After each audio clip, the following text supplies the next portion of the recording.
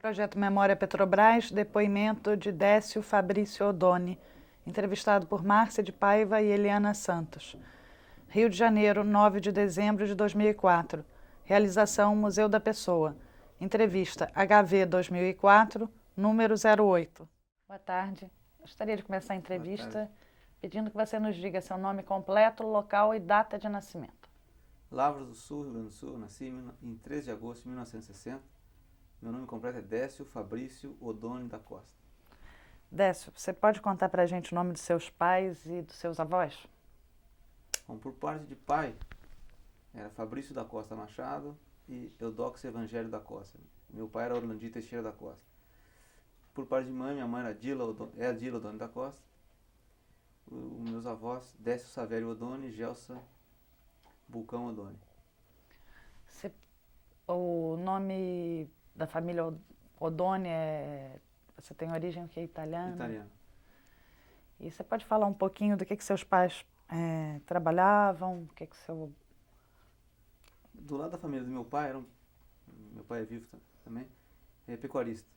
E do lado da minha mãe, meu avô era engenheiro, que ingressou lá na indústria do petróleo nos anos 30 e foi o primeiro geofísico brasileiro.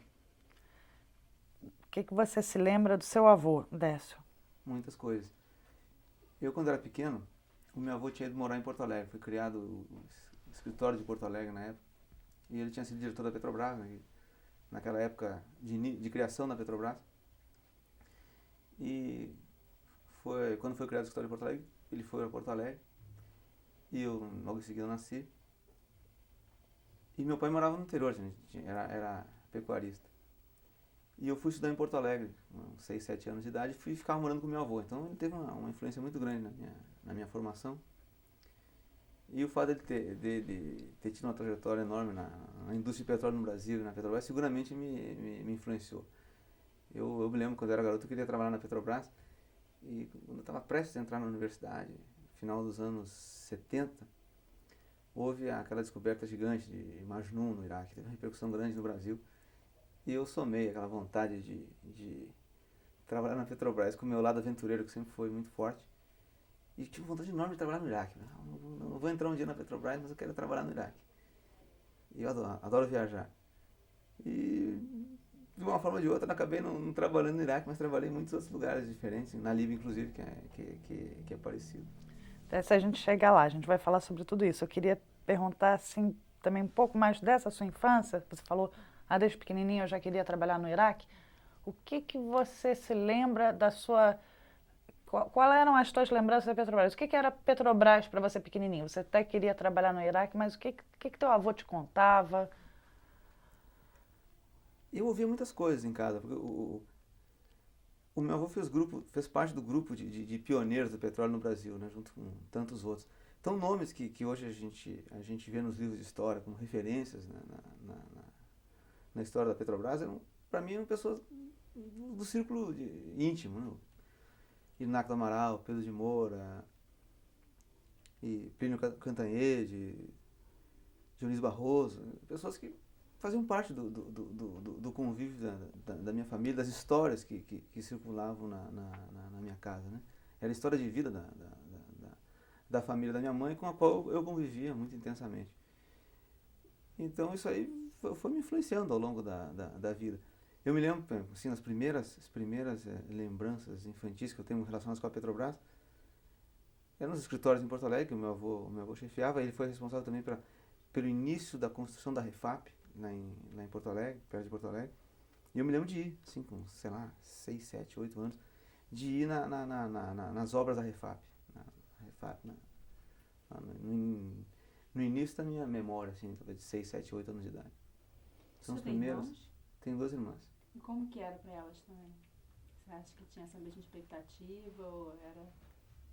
Olha, acho que não, porque elas nunca manifestaram esse interesse de trabalhar na indústria de petróleo. Para a mulher é um pouco diferente, ainda mais naquela época.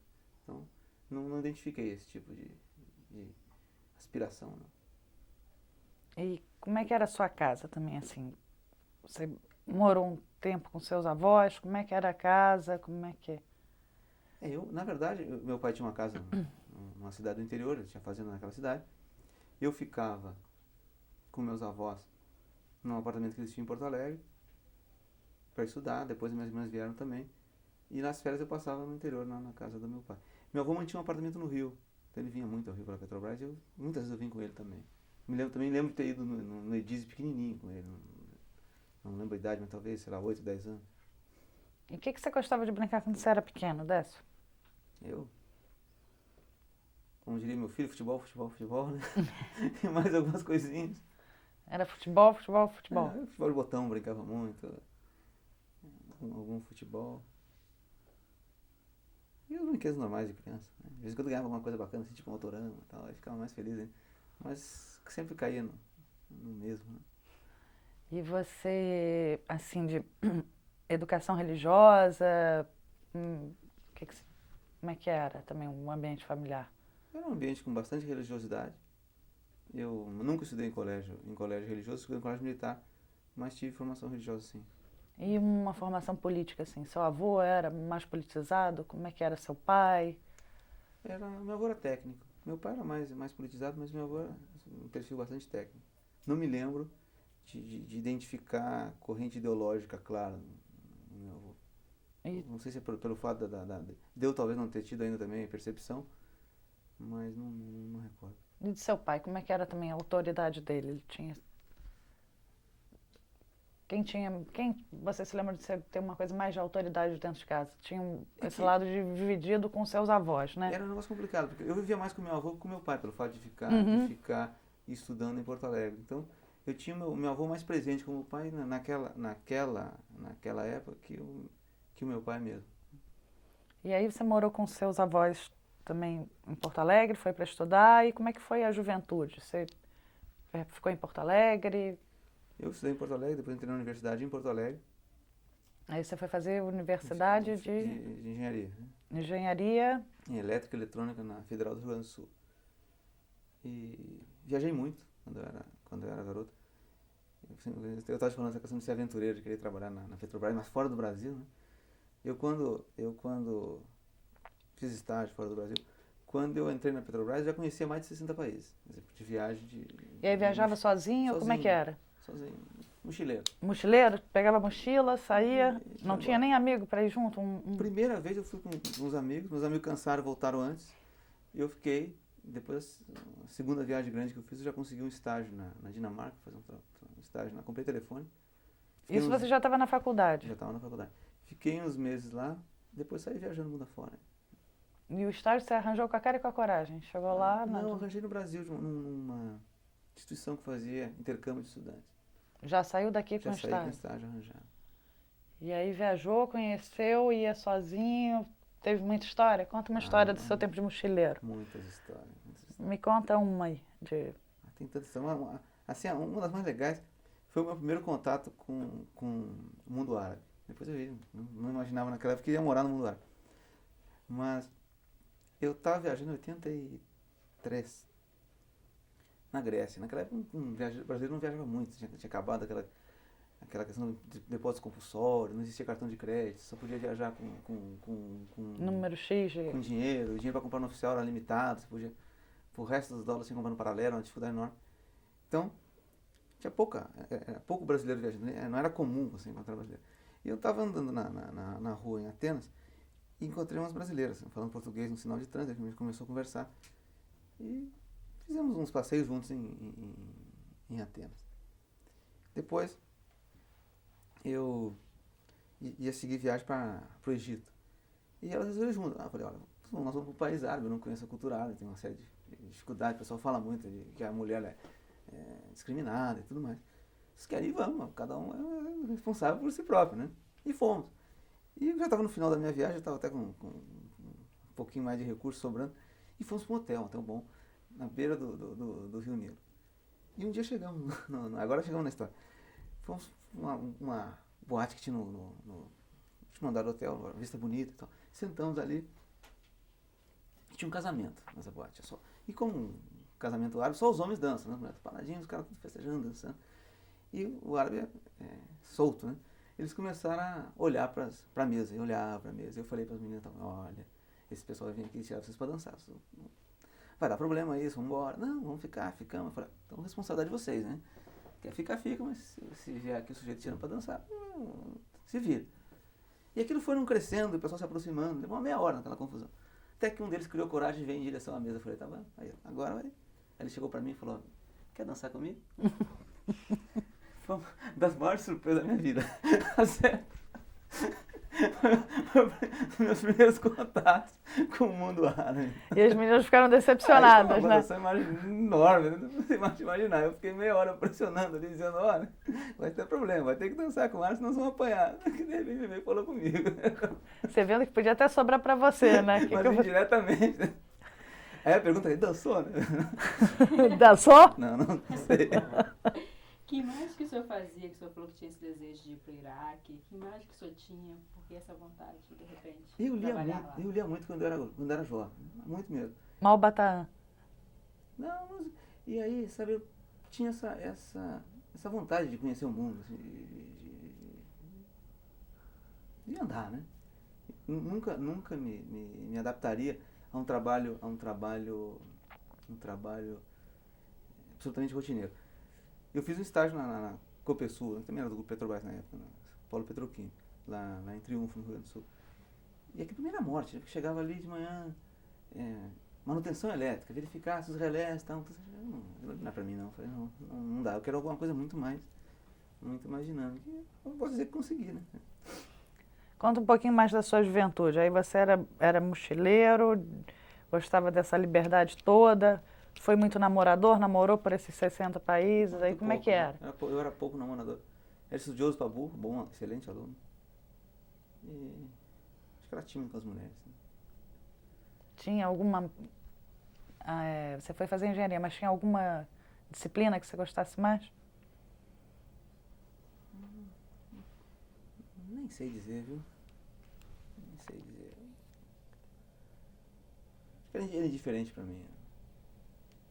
Aí você, então, vamos lá. Então, aí nesse meio tempo você foi fazendo sua faculdade, viajando, e você tinha, assim, que expectativa para trabalho? Você já tinha essa ideia que não queria uma coisa rotineira ou ainda não tinha? Sempre tive presente isso. Quando eu concluí a faculdade, eu pensei em continuar estudando ou trabalhar, e aí eu ia fazer um mestrado aqui no Rio, na COP. Aí surgiu o concurso da Petrobras. Aí passei no concurso da Petrobras, aí os planos mudaram. E foi fazendo a COP junto? Como é que foi? Não fiz. Aí você esperou? Não cheguei nem a escrever. Passei no concurso da Petrobras e entrei. Foi início de 85. Início de 85? E aí você foi trabalhar em que setor? Aí eu fiz aquele curso tradicional da Bahia, de engenharia de petróleo, na área de perfuração, de poço. E seu avô?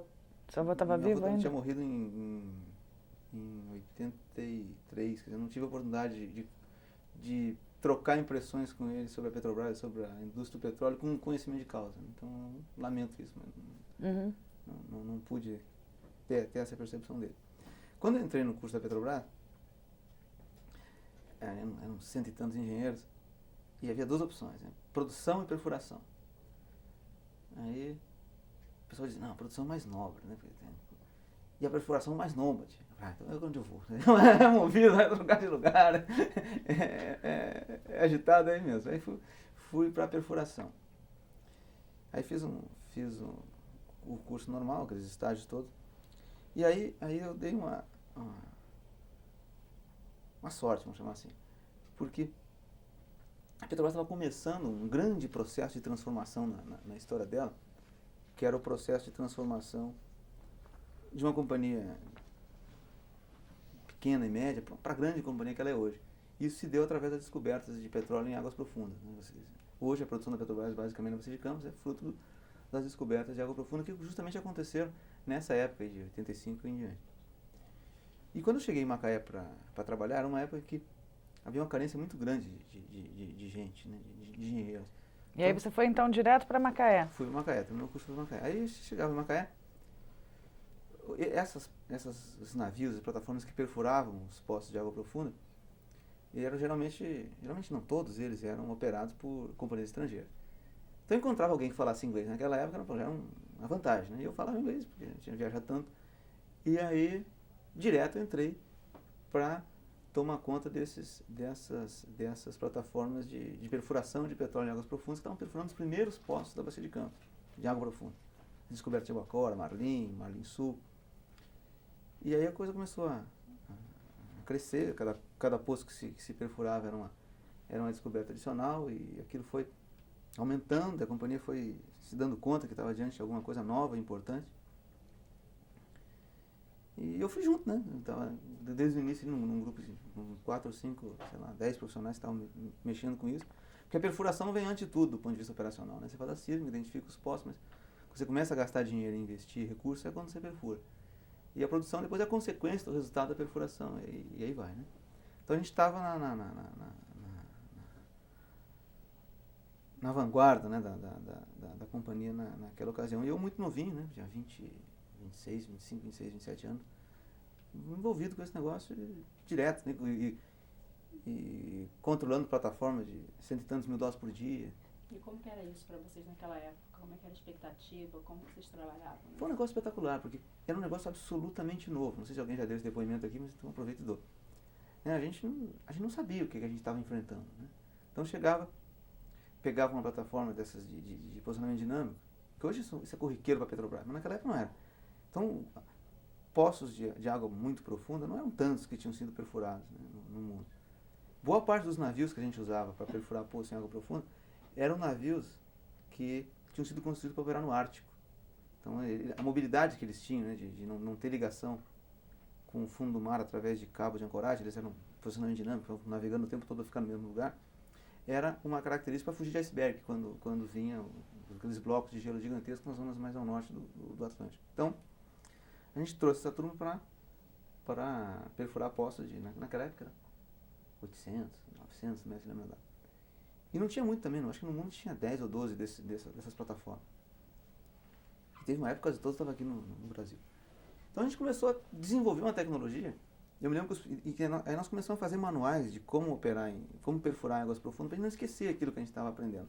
Então eu me lembro que chegava lá, a gente colocava, descia 900 metros por coluna, uma base de perfuração chamada base temporária. Colocava aquilo ali, vinha de novo para reentrar com a broca para começar a perfurar, não achava, sumia. E cada vez que botava uma base dessas lá, era um poço que se perdia, não encontrava de novo. Me lembro que teve um que já teve 5 ou 6 que a gente colocou lá. O que acontecia? O fundo do mar, naquela época a gente não sabia disso, o fundo do mar era vamos dizer assim, fluido. Você não tinha um fundo do mar sólido. Duro. Era uma camadas de areia ou de lodo que iam se sobrepondo, mas um negócio meio pastoso, né? A gente chegava lá, colocava o equipamento de, 2.000, 3.000, 5.000 quilos ali, o negócio sumia. Quando você voltava a procurar, não tinha. Então nós começamos a desenvolver uma série de alternativas para conseguir fixar, vencer essas dificuldades todas. E fomos inventando e fazendo e testando e tal, até que a gente conseguiu desenvolver uma tecnologia que permitisse que a gente pudesse perfurar esses poços de maneira eficiente. Então, foi um enorme desafio, foi um grande logro que a Petrobras teve naquela segunda metade da década de 80. Aí isso aí se revelou um êxito enorme, né? A companhia começou a prestar atenção para a questão da água profunda. Eu trabalhava embarcado nesses navios, e o chefe do setor de perfuração em água profunda na época, Virmondes Alves Pereira, até hoje na Petrobras, um grande sujeito. Qual é o nome? Virmondes Alves Pereira. Ele foi trabalhar num blowout que teve em Natal, acho que na PA11, em 88 talvez. E isso foi acidentado, quebrou a bacia, ficou quase um ano afastado. Eu fiquei um ano quase, não sei se tanto, né? Alguns meses pelo menos, de chefe interino do setor de águas profundas lá em Macaé. E logo em seguida a coisa continuava crescendo. A Petrobras começou a criar aqui no Rio as primeiras áreas de água profunda. Criou uma área de água profunda no antigo DEPER, no Departamento de Perfuração. Criou uma no DEPRO, que é o Departamento de Produção. Naquela época DEPER, DEPRO e DEPEX, né? Exploração, Produção e Perfuração. Agora está junto no IP de novo. E eu vim para cá. para fazer parte desse primeiro grupo de técnicos aqui na sede que cuidava de águas profundas. E você, como é que era o trabalho embarcado antes da gente chegar aqui? Como é que eram as folgas? Como é que eram? Era naquela época 14 por 14. A gente sempre chegava em Macaé um dia antes para ter o briefing de tarde. Eu diria que a gente era privilegiado, né? Olhando assim a comparação, porque era muito confortável. Logo no início, esses navios que vieram para cá eram sofisticadíssimos, né? Comparativamente às plataformas convencionais que a gente usava. Eram muito sacrificadas, esforço danado, a gente trabalhava como um maluco. Não tinha capacidade de comunicação quase que nenhuma, era longe da costa, não tinha telefone, você ficava 14 dias não falava com ninguém, era rádio SSB, não tem hora que você não conseguia falar, então aquele negócio, tá lá, né? Tem que tomar decisão, não consegue falar com ninguém, então muito dinâmico. Mas do ponto de vista de conforto, o material era excepcional. Comida. Excepcional. Em alguns a gente ficava em camarotes maravilhosos, o camarote do chefão ali, né? Pagava a conta. Eu me lembro que a primeira plataforma que veio para cá foi o Pelerin, um navio de perfuração. Como é que é o nome? Pelerin, né? Peregrino em francês. Né? E era um navio que estava contratado foi o responsável pela descoberta de Albacora, Marlin, que estava contratado pela Petro-Canadá a 124, se não me engano, $1.000 por dia de aluguel. Imagina, nos anos 80, 85, 86, $124.000 por dia de aluguel. E a Petro-Canadá não tinha mais trabalho para eles, repassou para a Petrobras, se não me engano, a 60 e pouquinho. Então a Petrobras pagava metade do primeiro contrato e eles pagavam a outra metade. E trouxeram toda a parte de alimentação, de hotelaria, do contrato que eles tinham lá no Canadá, que era com franceses.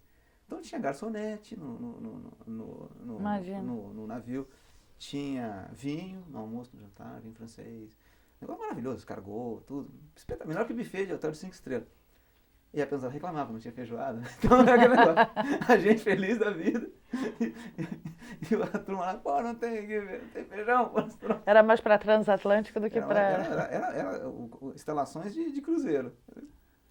Então depois foi mudando o esquema, mas no início era muito, muito confortável. E você sabe que depois disso eu nunca mais me animei a fazer um cruzeiro. Estava de bom tamanho, né? Tá de bom tamanho. Minha mulher às vezes fala, vamos pegar o navio. Por enquanto não está no meu tempo ainda, não. Mas você que gostava daquela coisa da liberdade toda, era difícil passar esses 14 dias isolado? Ora, era difícil, mas eu adorava aquilo, sabe?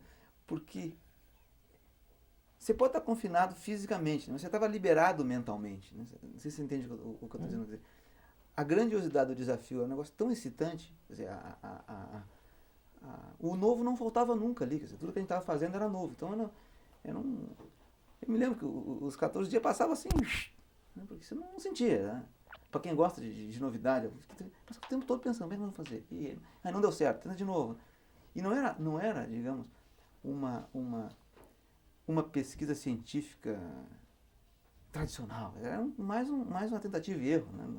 De aprendizado operacional. Aquilo que a gente fazia naquele momento ali não estava ligado essencialmente à ciência. Era mais procedimental. Então era muito demandante do ponto de vista de criatividade no dia a dia ali. Né? Então isso enchia o nosso tempo todo. E esse manual que o senhor comentou, como que foi a ideia de estar fazendo esse manual para estar... Nós fizemos. Talvez deva ter alguma cópia comigo nos meus arquivos. A gente começou a trabalhar e esse tipo de coisa acontecia. Você perdia, não achava o equipamento, aí tinha que fazer de novo. Esses equipamentos todos, às vezes, eram importados. Se você tinha um estoque limitado, 2, 3, perdeu, acabou. Ia ficar meses esperando. Imagina ficar meses esperando o equipamento, pagando $100 e poucos mil por dia para um navio. E você perder um ferrinho lá que vale $5.000. Então, era um desafio muito grande. Então nós começamos a tentar consolidar toda essa experiência, esse aprendizado que a gente tinha do ponto de vista operacional, né, para não se perder, para não ficar repetindo os mesmos erros de novo. Como o grupo que participava disso era pequeno, o Vilmões, que era o chefe lá na época, acho que a ideia foi dele, juntou o pessoal e falou, vamos fazer um manual aqui, para a gente não repetir os erros. O pessoal você embarcava 14 dias, sumia os outros 14 dias de folga, vinha outro, não sabia nada do que tinha acontecido. Então nós começamos a registrar essa experiência e isso acabou virando um manual. Eu me lembro que eu participei da redação, acho que do primeiro manual que a gente fez. Se vocês tivessem, era legal também para o projeto. Eu vou ver se eu tenho. Talvez tenha. Talvez tenha. E vocês tinham ideia de onde essas experiências todas podiam chegar? Desse crescimento todo que essa parte de exploração em águas profundas alcançou dentro da Petrobras? Pô, nós começamos a ter, viu? Nós começamos a ter rapidamente. Eu, pelo menos, claramente tinha. Eu me voluntariei fortemente para trabalhar nessa questão de água profunda, vendo que o futuro estava ali. Né? O que me ajudou enormemente era o fato de eu falar a língua. Né? Então, isso aí foi o diferencial que me jogou, digamos, nesse grupo. Né? Para mim foi um enorme privilégio. Aí você foi, então, para o EDISE, para continuar ligado a essa parte de águas Isso. profundas, no Aí departamento de perfuração. de perfuração. Aí vim pra cá. Aí começaram, né, o que naquela época estava passando da atividade exploratória. Primeiro você faz a exploração, faz a sísmica, encontra lá embaixo, né, aquelas estruturas que vão ser testadas se tem petróleo ou não com uma perfuração. Então a gente perfurava os poços. Então à medida que as perfurações foram dando resultado, aqueles projetos começaram a se converter em futuros projetos de produção de petróleo. Então os primeiros projetos de produção de petróleo na bacia de Campos, que foram Albacora e Marlim. E eu me lembro que eu fui um dos representantes da perfuração no grupo que estudou a viabilidade econômica da produção do petróleo em águas profundas em Marlim e Albacora naquela época. Isso foi em 88, 89. Aí a gente já estava mudando de etapa. Você já tinha encontrado o petróleo e o desafio da Petrobras agora já não era mais encontrar o petróleo, era extrair aquele petróleo em altas profundidades de água, né, de maneira econômica. Aí foi montado um grupo enorme aqui na Petrobras, que tinha especialistas de todas as áreas, que começou a buscar soluções técnico-econômicas para a produção daquele petróleo. E eu participei daquele primeiro estudo também como representante da perfuração. A minha responsabilidade ali era dizer tecnicamente quais eram as condições e as condições econômicas, de tempo e de custo, e qual é a solução técnica de perfuração para extrair aquele petróleo lá dos reservatórios. Aí tinha o pessoal do SEMP, o pessoal da produção, que já estava também junto com a gente, desenvolvendo toda aquela solução de produção. E às vezes as coisas elas acontecem assim, às vezes aleatórias, né? Eu me lembro que o primeiro módulo de produção efetivamente de águas profundas que a Petrobras colocou, que depois até deu origem àquele primeiro prêmio da OTC em 92, aquele Offshore Technology Conference, surgiu de uma conversa minha com o Francisco Massá, que hoje até trabalhou comigo na Bolívia. Eu estava na Bolívia até agosto desse ano, como diretor de gás e energia lá. Ele era naquela época o coordenador geral do projeto de desenvolvimento, estudo de viabilidade e desenvolvimento de Marlim de Albacora. Uhum. Ele chefiava, coordenava a equipe toda, eu era um dos membros da equipe.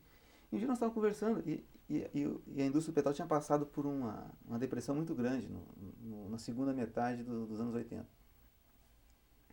Houve uma diminuição tremenda da demanda por equipamento de perfuração, disponibilidade enorme de plataformas.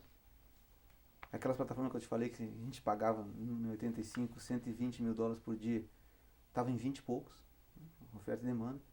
E a Petrobras começou a ficar com plataformas de perfuração disponível. A gente tinha plataformas, a gente tinha comprado na França umas plataformas de perfuração e não tinha utilidade para ela. Então eu me lembro que um dia eu estava conversando com o Massai e debatendo, e tinha sido descoberto uma área, acho que é o poço EJS 477, ali no... a gente chamava na época de divertículo de Marlim, era do lado do campo de Marlim, assim. E estava uma lâmina d'água um pouco mais rasa que Marlim.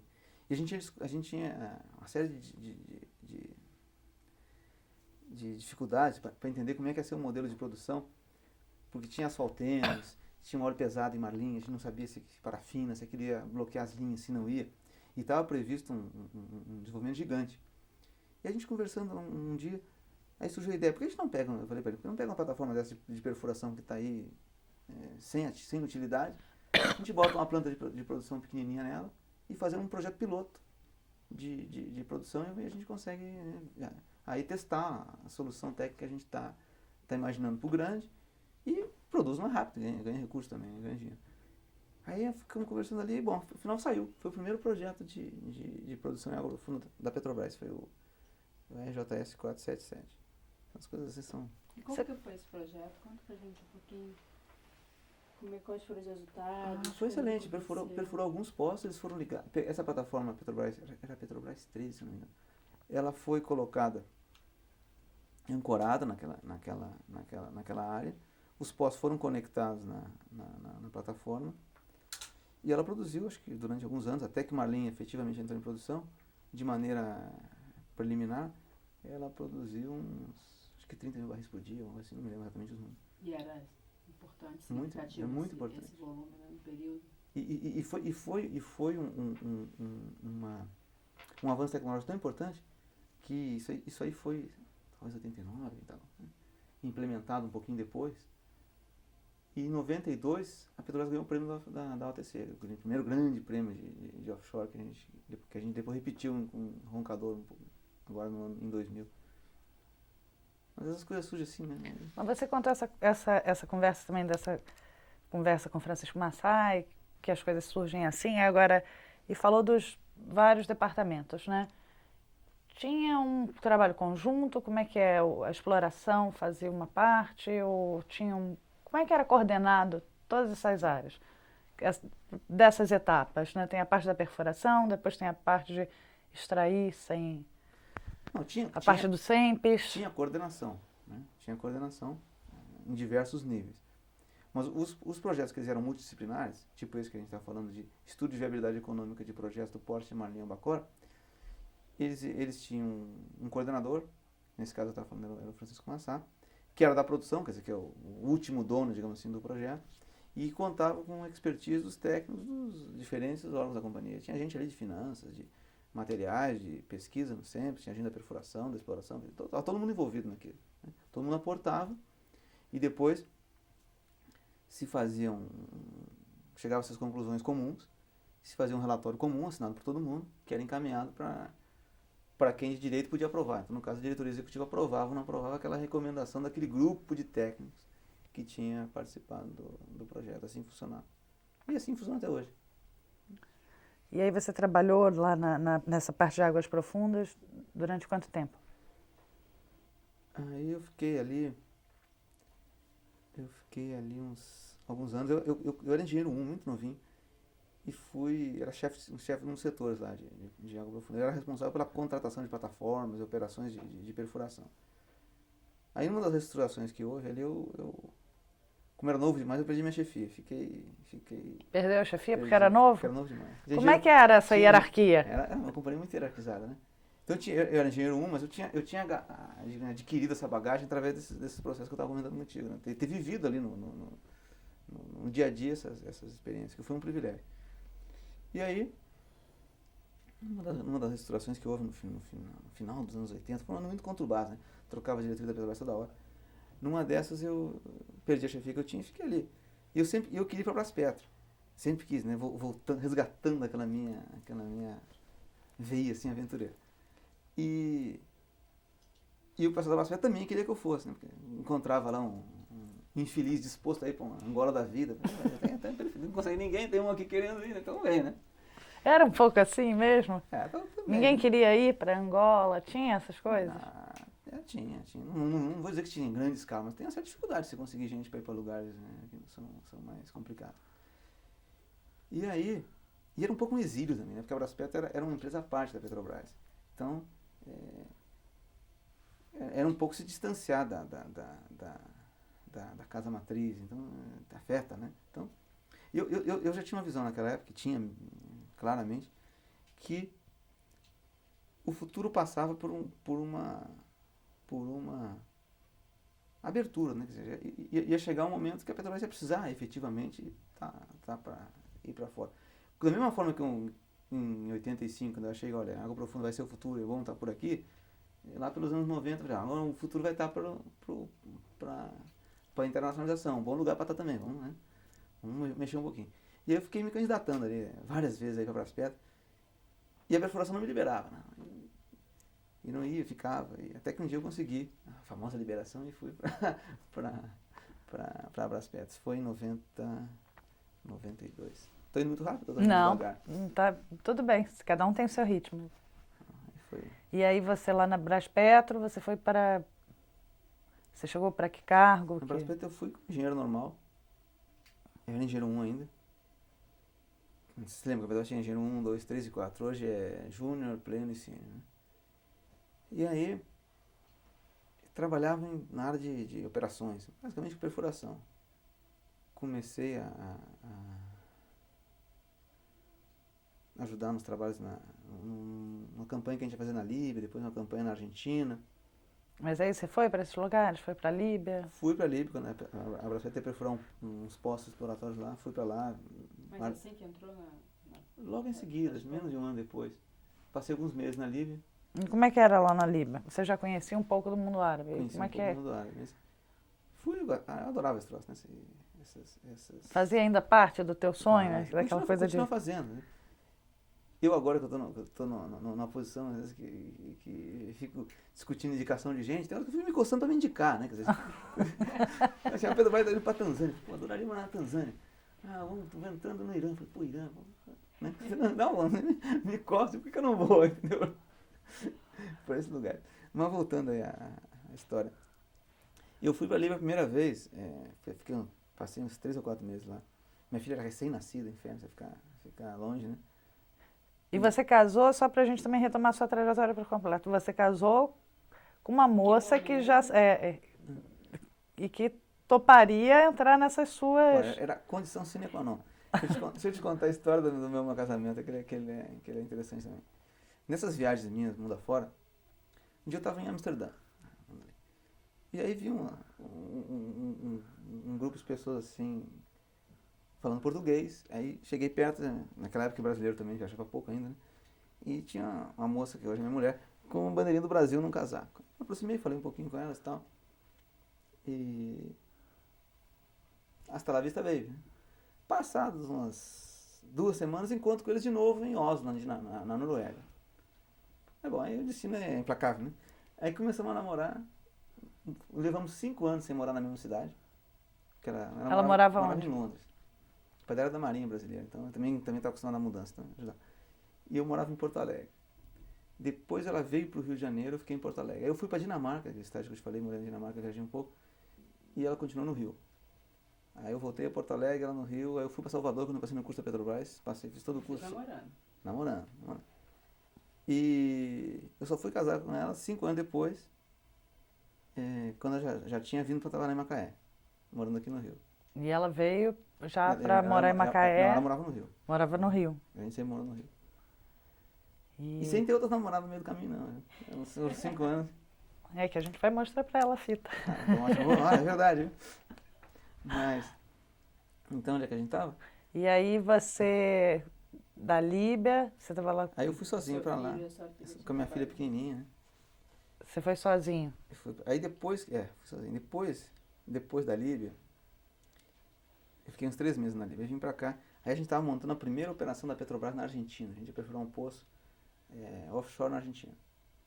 Eu estava em Buenos Aires, fui o primeiro gerente de operações da Petrobras Argentina. Também fiquei uns 2 meses em Buenos Aires, começando a armar tudo. Eu me lembro que um dia aluguei um apartamento, depósito do apartamento, isso de manhã. De tarde me ligo aqui da Braspeto, olha, nós estamos querendo trocar o gerente que a gente tem na companhia de serviço em Angola, é você, viu? Aí eu, de Buenos Aires para Luanda, né? Aí eu me lembro que eu fiquei. Eu fui em Luanda para ser... ia ser gerente geral da companhia de serviço que a gente tinha chamado Brasói, Braspeto Oil Service. Prestava serviço de perfuração para outras empresas. Aí tinha tido um problema lá ia morar em Luanda com a família.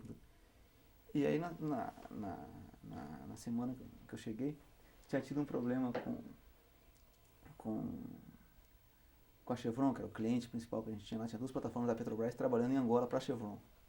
Coisa que a gente não faz mais, prestar serviço de perfuração para outros. Então, estava fora do foco da Petrobras, mas naquela época a gente fazia esse trabalho.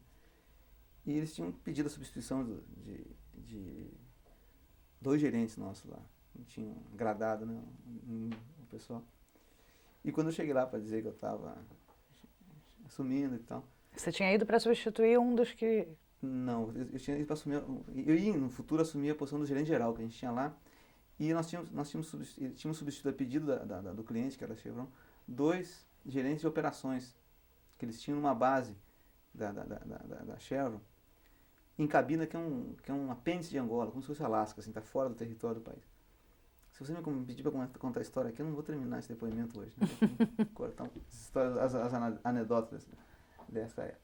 E aí, se não somar a Líbia nisso, então Deus livre. E a Bolívia.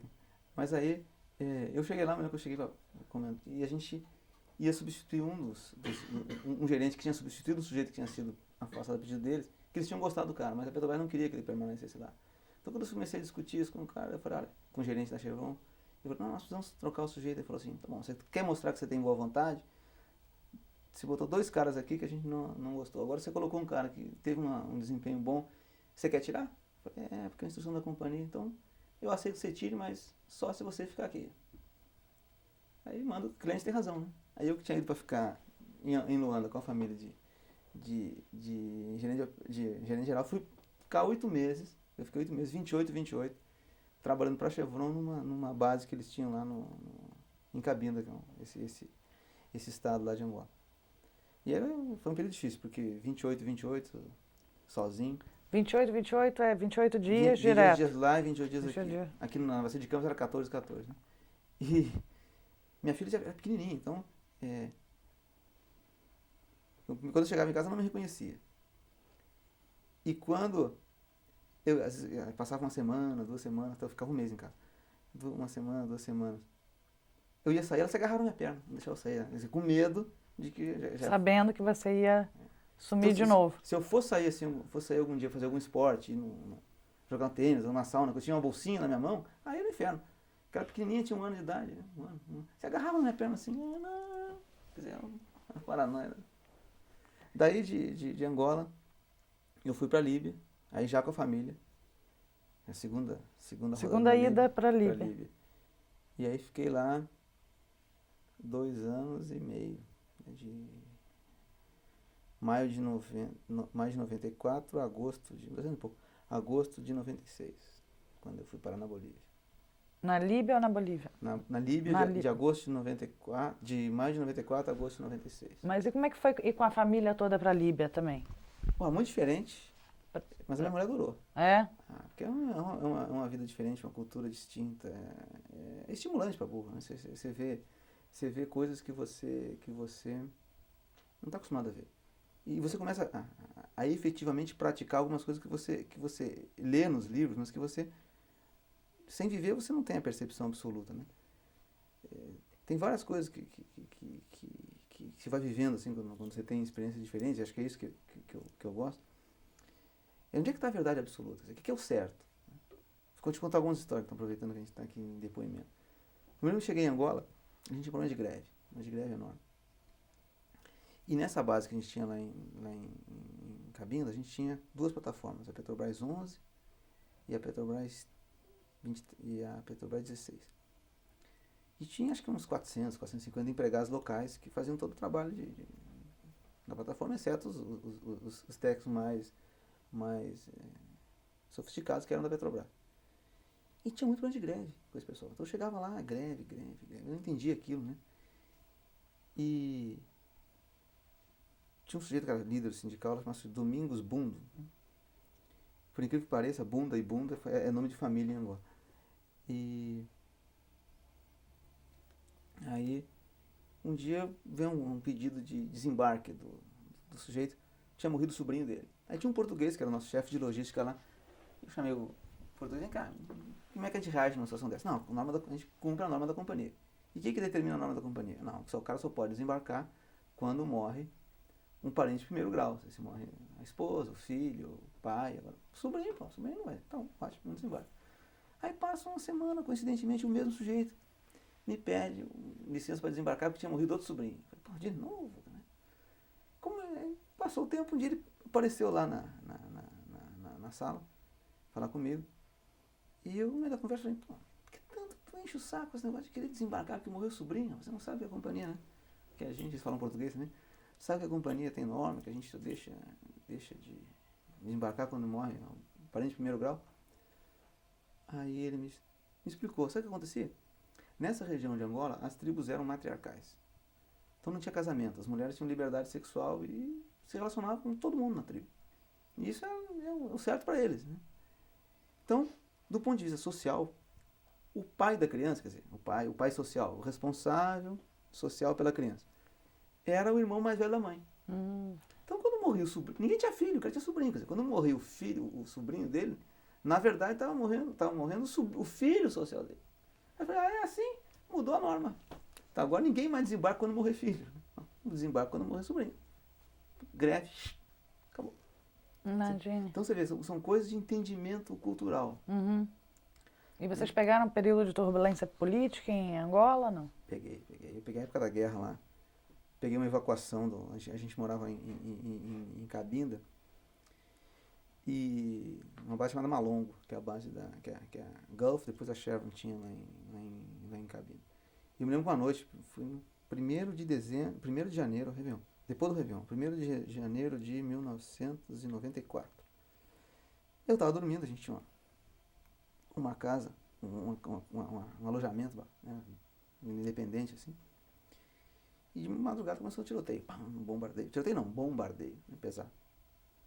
E aí me ligaram, falaram, estão no meio da guerra de Angola, estão bombardeando a base. Eu falei, fazer o quê? Vou dormir aqui, vou sair pra rua, né? E era aquelas casas pré-fabricadas, de tipo madeira, assim, né, compensado. E começaram a cair morteiro bem pertinho do dormitório. Eu me lembro que até hoje eu tenho uns pedacinhos dos morteiros que entraram no meu quarto, quer dizer, atravessaram as paredes. E aí, uns 10 minutos depois me ligaram de novo, olha, estão dando ordem para evacuar. Parece que estão invadindo a base e estão dando ordem de evacuar. Então todo mundo se reuniu no ponto de encontro, pegar uns ônibus, e eu tinha um carro. Quer dizer, eu era o gerente da Petrobras lá, a Petrobras tinha, a Brasói tinha o seu. E eu falei, eu tinha um monte de brasileiro trabalhando lá, na parte de cozinha e tal. E aí eu disse, bom, vamos desembarcar, eu levo vocês. Aí saí, fui pro ponto de encontro, o carro ficava parado ali. Enchi o carro com os brasileiros, né? E fomos os primeiros a sair, né? E a ideia era ir pro porto, ir pro rebocador e pro Congo, né? Pelo mar.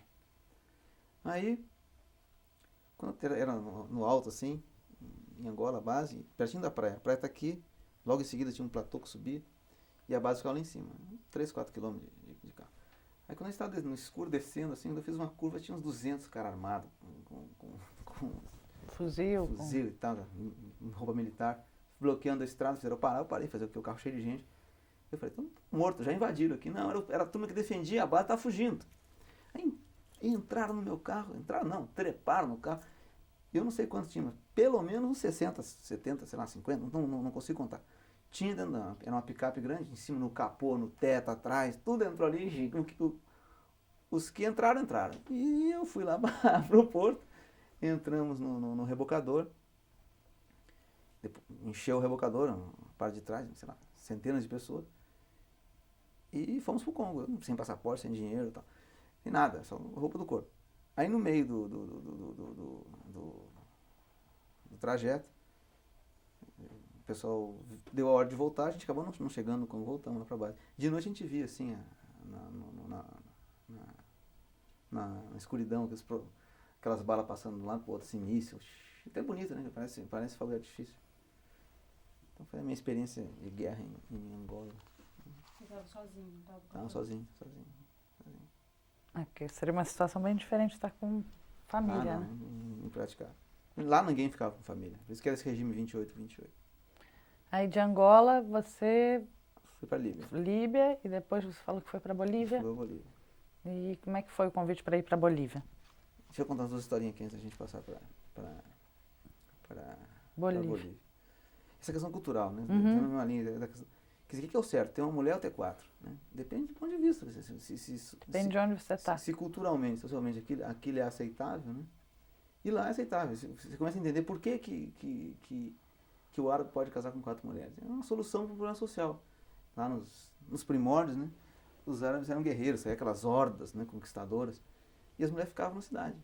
Então é um déficit de homem danado. E quem é que sustenta aquela mulherada toda ali? Né? Então eles começam a criar esses códigos sociais que permitem que o homem, que se tivesse recurso para isso, podia ter até 4 mulheres. Eu tenho uma história maravilhosa. Um dia eu estou sentado na minha sala, assim, chega um empregado nosso, assim, batendo Só onde? na Líbia.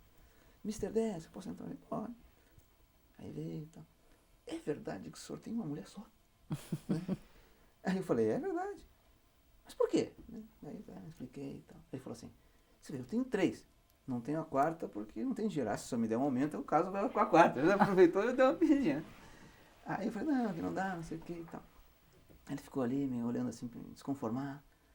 Aí na hora que ele foi embora, olhou pra mim assim, como é que pode, né? O sujeito na sua posição com a mulher só. Ele estar pensando, que idiota, né? Inconformada, né? Inconformada. Mas outra história da questão cultural, né? Você vê que tudo é relativo na vida. A gente tem que aprender essas coisas. Tem gente que não tem dificuldade de entender isso. Quando eu cheguei na Líbia, a gente tinha grupos de trabalhadores de diferentes origens. Tinha gente das Filipinas, tinha gente da Argélia, Marrocos, Sudão, Mauritânia. E tinha um grupo da Mauritânia, muçulmanos também, que trabalhavam 6 por 1. Quer dizer, 6 por 1. 6 meses de trabalho, 1 mês de folga. Aí eu olhei e falei, isso aqui é um negócio maluco, isso aqui é desumano. Essa turma aqui, eu não sei como é que aguenta isso. Vai ter que mudar esse regime de trabalho. Aí passaram-se uns 2, 3 meses, tinha chegado lá, era folga do grupo de pessoal da Mauritânia. Aí veio lá falar comigo o representante deles, parece até o Bin Laden, uma barba enorme assim e tal. Veio, pediu uma audiência comigo, aquele inglês horroroso. Entrou na minha sala, começou a falar, falei, já sei, você vai pedir para mudar o regime de trabalho. É, doutor, é isso mesmo. Falei, tá bom, estamos dispostos, vamos conversar, acho uma barbaridade mesmo. É, tá. O que você quer? Não, eu quero ficar 1 ano na sonda. Aí eu falei, como é que é? Não, nós queremos ficar 1 ano trabalhando. Esse negócio desse, né? E eu falei, mas e você não quer folga? Não, eu quero 45 dias de folga. E você quer trabalhar 1 ano e ter 45 dias de folga, é isso? É. Aí começou aquela discussão, mas por que um negócio desse? Eu não entendia, né? Olha a razão. Essa turma vinha de tribos nômades da Mauritânia. A tribo dele, né, a família, ficava circulando aquelas tendas pelo deserto e movendo. Então a lógica do sujeito, falou assim, olha, como eu tenho 1 mês de folga só, eu saio daqui da Líbia. Nem que sair, ali, naquela época a Líbia estava sob embargo aéreo, não podia ter voo, tinha que sair sempre por via terrestre, então é um inferno, né, leva muito tempo. Até chegar na Mauritânia e voltar eu perco muito tempo, então eu não consigo achar minha família no deserto. Então eu acho. Então eu preciso de um tempinho para achar o pessoal. Tá certo? Aí eu falei para ele, não tem problema não, eu te dou mais tempo, você quer ficar 2 meses, também fica. Não quero. Nós queremos 45 dias, que é suficiente para ir e encontrar a família, deixar um dinheirinho, porque a relação social é também diferente, né? Saudades, não é a mesma coisa. E eu quero voltar. Mas por que você quer voltar? Não, eu quero voltar. Aí por que ele queria voltar? Porque a condição de vida dele no trabalho é infinitamente melhor do que fora do trabalho. Então, o sujeito ia e voltava antes. Com 40 dias, já estava lá. Ia. E não queria sair da sonda, queria ficar. Porque ali ele comia melhor, ali ele descansava melhor, ele dormia melhor. Então, nem sempre o que é absolutamente correto, né, sob os teus pontos de vista, são absolutamente corretos sob o ponto de vista do outro. É que me chocou muito. Eu falei, poxa, pelo amor de Deus, o cara quer ficar. Ele devia ser um nômade que não gostava de ser nômade, né? De uma família nômade, lá, que deve acontecer. Ou que nunca tinha experimentado de alguma coisa diferente daquilo, né? Então, você vê, tudo na vida é relativo, né? Então, essa é uma grande lição. Aí, como é que a gente está de tempo aqui? Aí da Líbia... Vamos parar de história da Líbia, senão senão a gente fica aqui o dia inteiro, você contando. Outras. Aí eu estava na Líbia e fui convidado para ser o gerente de operações da sucursal que a Petrobras estava abrindo na Bolívia, fruto das negociações para a construção do gasoduto Bolívia Brasil, que ia ser construída a partir de setembro de 96. E aí eu fui para a Bolívia no segundo semestre de 96. A Petrobras já tinha alguma coisa lá, não? Não Ou tinha você nada. foi lá abrir Nós também? fomos lá abrir, né? No início eram 6 empregados. E aí eu digo que eu tive uma sorte enorme, porque as oportunidades que foram se abrindo, que a gente foi aproveitando, né, como companhia na Bolívia foram espetaculares. E foi o primeiro passo efetivo de internacionalização consistente da Petrobras em direção ao que ela é hoje, como uma empresa, uma major regional. Mas a gente, no passado, né, até aquele episódio Bolívia, a internacionalização da Petrobras ela era esporádica, né? A Braskem tinha sido criada em 72 com o objetivo de, no meio daquela crise do petróleo, encontrar acesso a reservas de petróleo para a Petrobras fora do Brasil. Esse era o objetivo primordial da Braskem naquela ocasião. Então não tinha uma vinculação estratégica com o Brasil. Quer dizer, era uma visão de fornecimento de petróleo, de acesso à reserva de petróleo. Então os nossos pontos de atuação eram esporádicos. Onde surgia uma oportunidade para atuar, a gente ia. Pintou uma oportunidade na Líbia, vamos. E como é que aparecia uma oportunidade? Só para a gente entender, como é que aparece uma oportunidade dessas? De diversas formas, né? Na maioria das vezes, os governos dos países hospedeiros, eles abrem licitações de áreas de exploração, como a ANP abre aqui no Brasil, e a gente vai, analisa, vê onde é que a gente acha que tem maior possibilidade de sucesso e participe. Se tem êxito, ótimo. Algumas vezes outras companhias vêm e procuram falar, nós temos aqui uma área na China, tal perspectiva, você não quer analisar, ver se te interessa entrar comigo lá e fazer uma parceria? Então a gente trabalhava assim, né? Quer dizer, não tinha um alinhamento estratégico com a Petrobras. Na Bolívia foi a primeira vez que a gente foi criando as bases para uma internacionalização integrada, não sei se você entende o que eu estou querendo colocar. Quer dizer, o objetivo, a partir da construção do gasoduto, né? O nosso primeiro objetivo era encontrar reservas de gás, para monetizar no mercado brasileiro, que já era produção na Bolívia, com vistas ao mercado do Brasil, numa região do lado da nossa, que já era num território cultural, político, social conhecido, próximo, e que depois ia terminar nessa grande integração que nós estamos buscando aí dos ativos que hoje a gente tem na Argentina, na Bolívia, no Brasil. Né? Primeira vez na história dela, a Petrobras está contando com ativos importantes, não só no Brasil. Né? Até 90 e tantos, a Petrobras era uma companhia basicamente brasileira. Né? Então isso começou a mudar. E eu acho que a Bolívia teve uma importância grande nisso, por poder mostrar a Petrobras que ela sim podia, né, ir se internacionalizando, não só na atividade de IP, que é uma atividade que não tem muita sinergia com a atividade que ela tem no Brasil, mas no downstream também, no gás. Então, assim começou, digamos, o nosso trabalho na Bolívia, né, buscando gás para... Esse trabalho com gás começou quando na Petrobras? Você consegue precisar ou não? Senão não tem problema. Não, o gás sempre esteve presente na atividade, né? Só que mas assim, essa importância... O que foi mudando era a importância relativa do gás. Pois é. Né? Quer dizer, o gás, que era um subproduto, às vezes indesejado, né, queimado, nos primórdios da nossa de Campos, ele gradualmente foi sendo aproveitado, inicialmente para geração de energia nas próprias plataformas, depois foi migrando para atendimento do mercado brasileiro, que começou a se desenvolver. E aí, a partir da construção do gasoduto Bolívia Brasil, é que teve impulso a entrada do gás na matriz energética do Brasil. Então, naquela ocasião, a Petrobras era pequenininha, tinha seis empregados na Bolívia.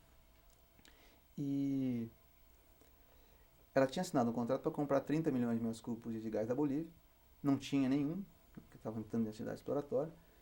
E naquela ocasião a Bolívia sofreu um processo de privatização. Quer dizer, a indústria, com a abertura da expectativa de ingresso do gás boliviano no mercado brasileiro, a atratividade das reservas potenciais da Bolívia aumentou muito. Então o governo aproveitou essa situação e fez uma privatização, né, lá chamada de capitalização, da empresa de petróleo da Bolívia, a IPFB. Então isso atraiu empresas do mundo inteiro. Então, no primeiro processo, na venda da estatal IPFB, a IPF, a Amoco, a Shell, a Enron foram as companhias que compraram os ativos da estatal. Então, naquela ocasião, a Petrobras era, na Bolívia, uma companhia muito modesta, porque era uma companhia de 6 empregados, com uma atividade exploratória. E os grandes jogadores da indústria, os grandes players da indústria, eram as companhias internacionais que tinham adquirido as reservas e os ativos, a rede de dutos da estatal. E as refinarias tinham ficado na mão do Estado no primeiro momento. E nós éramos o nosso grande papel na Bolívia era construir o gasoduto, que depois foi entregue para a IPFB, que foi vendido para privatizar no lado boliviano, e as reservas de gás, a exploração de gás. Só que tinha um detalhe. O contrato de compra de gás que a Petrobras assinou com a IPFB inicialmente em 93, depois foi revisado, e a última versão foi em 96, ele foi feito numa época em que a Petrobras e a IPFB, as duas estatais, a brasileira e a boliviana, iam procurar em conjunto reservas de gás na Bolívia para atender o mercado brasileiro. E as duas companhias acordaram que o gás que elas encontrassem nos campos em que a Petrobras tivesse participação teria prioridade para acesso ao mercado do Brasil via Gasoduto Bolívia Brasil, que também estava sendo construído pelas duas empresas. Então essa cláusula ficou no contrato.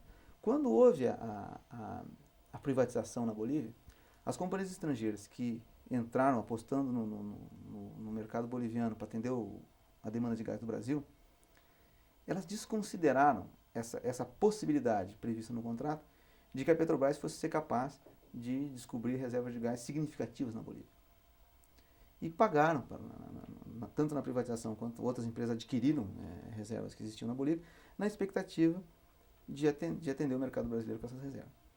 Isso foi entre o final de 96 e meados de 97.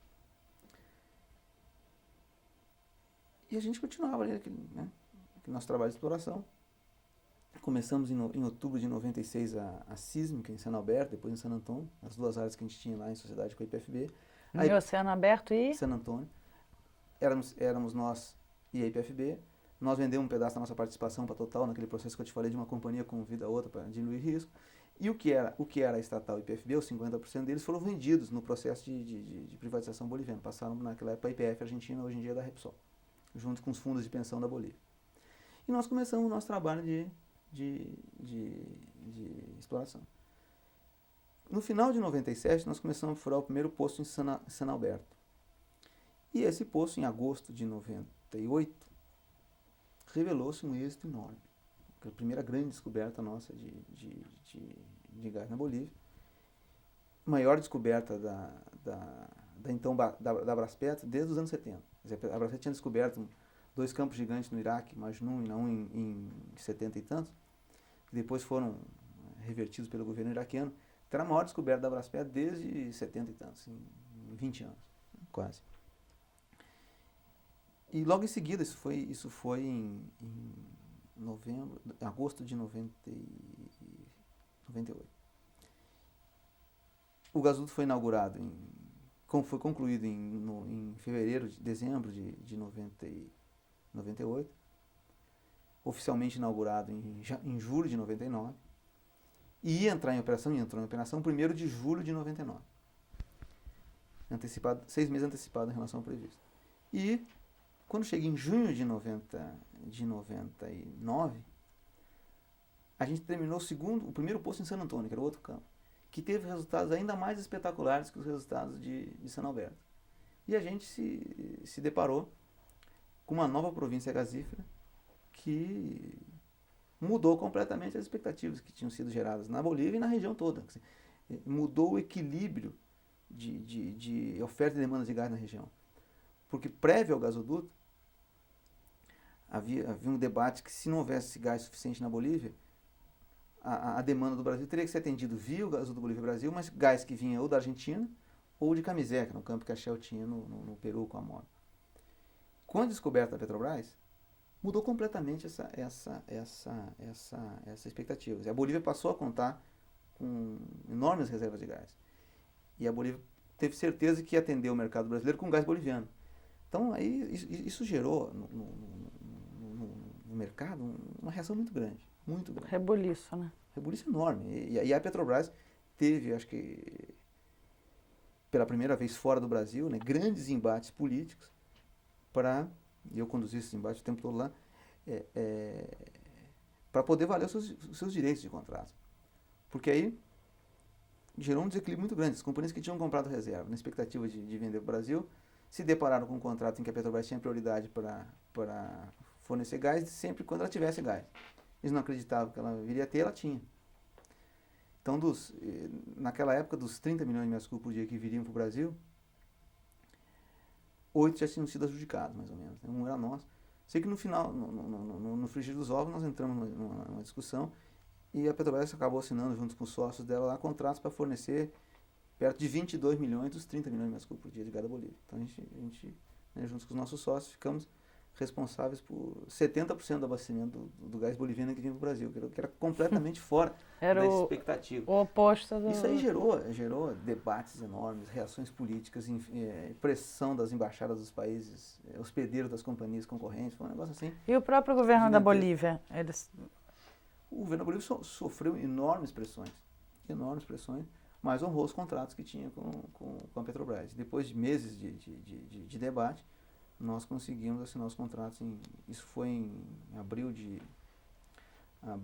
2000, e foram contratos que tinha que assinar em cima. Eu me lembro que assinei, depois a diretoria homologou, o sócio tinha que assinar também, foi uma dificuldade nada, mas eram contratos que a preço de referência do contrato de compra de gás do Brasil eram da ordem de 5, 6 bilhões de dólares. Eu não estou falando de pouco dinheiro, não, são contratos gigantescos. Um contrato de 20 anos de duração. O petróleo não tem isso. Contrato de tão longa duração, o gás tem. Né?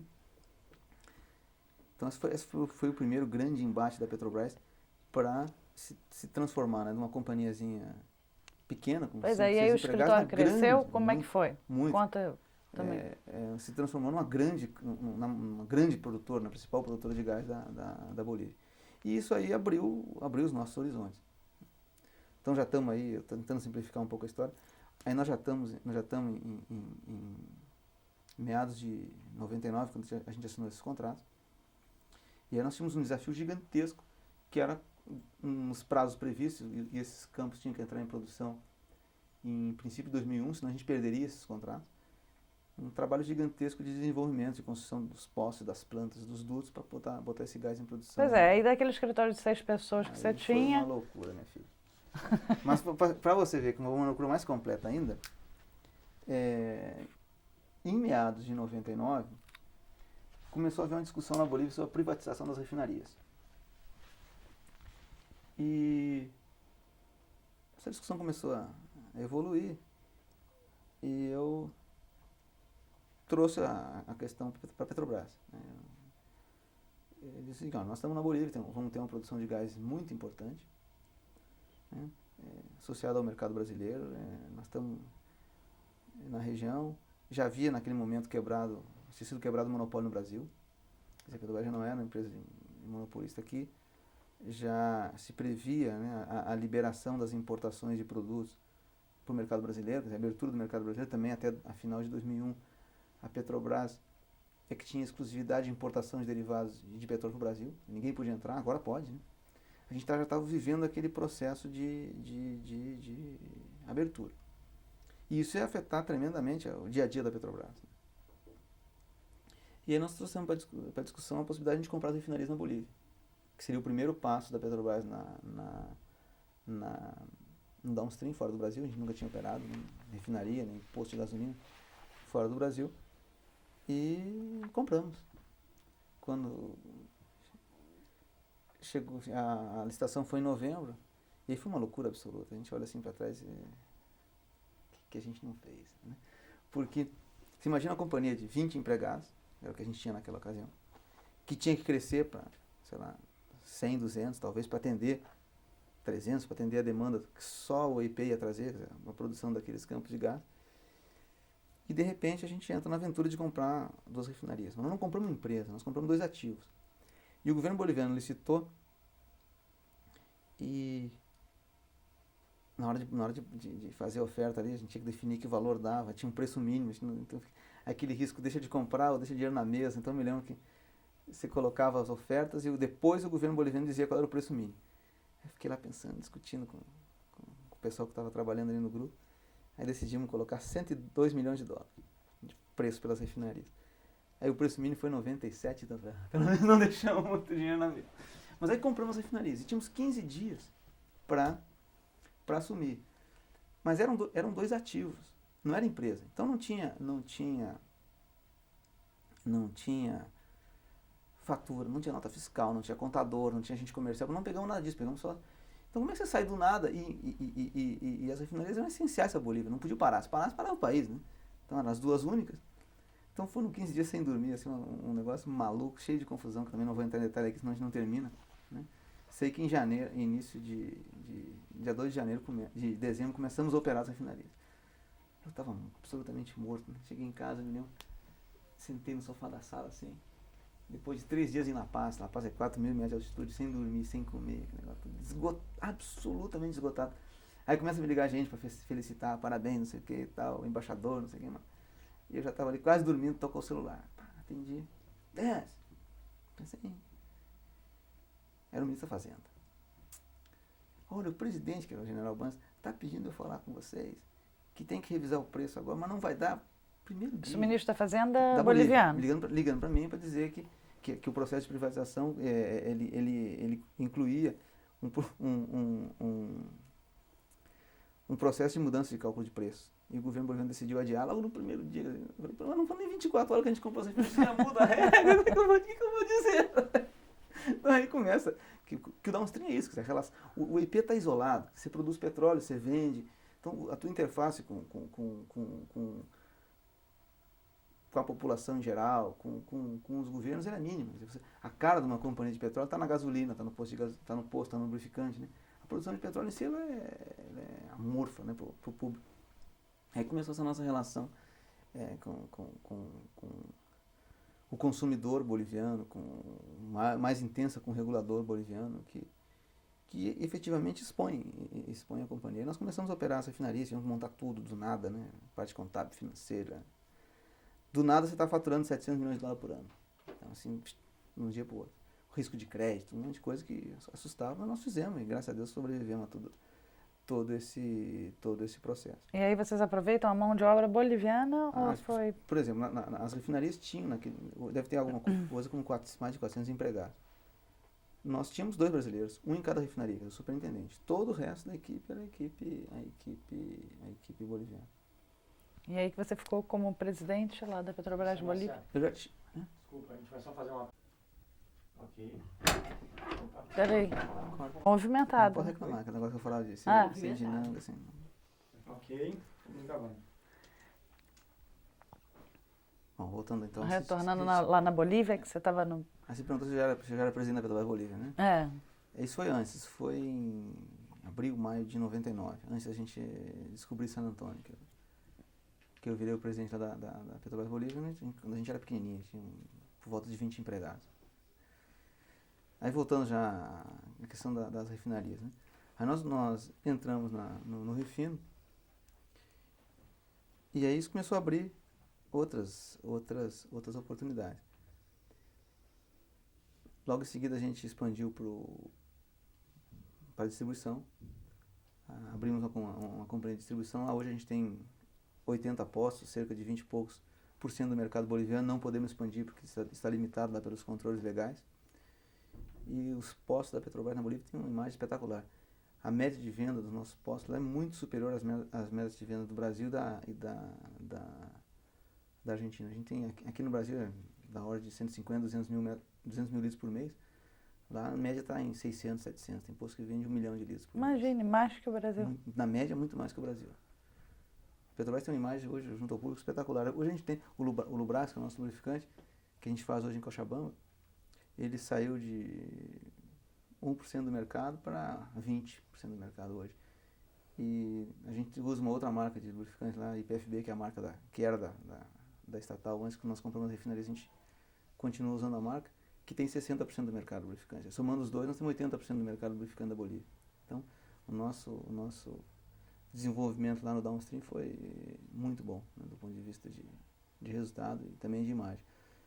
Hoje a Petrobras é benchmark na Bolívia, em termos de uma série de coisas, a companhia mais respeitada, conhecida por 99% da população, apreciada por 70 e tantos por cento da população como uma empresa boa, excelente.